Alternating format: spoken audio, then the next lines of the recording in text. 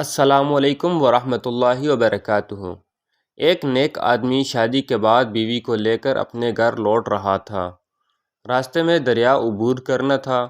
آدمی نے ایک کشتی کا انتظام کیا اور وہ دونوں دریا عبور کرنے لگے۔ کشتی بیچ دریا پہنچی ہی تھی کہ دریا میں طوفان آ گیا۔ اس صورتحال میں بیوی کا خوف سے برا حال ہو گیا، لیکن آدمی ایسے مطمئن سے بیٹھا رہا جیسے کچھ غیر معمولی ہو رہا ہو۔ یہ دیکھ کر بیوی کو حیرت ہوئی، وہ غصے سے چلا اٹھی۔ آپ کو نظر نہیں آ رہا طوفان کشتی کو ڈبونے لگا ہے؟ ہماری موت سر پر ہے اور آپ اطمینان سے بیٹھے ہیں۔ یہ سنتے ہی خاوند نے اپنی تلوار میان سے نکالی اور بیوی کے شاہرہ رگ پر رکھ دی۔ بیوی ہنس پڑی اور بولی، یہ کیسا مذاق ہے؟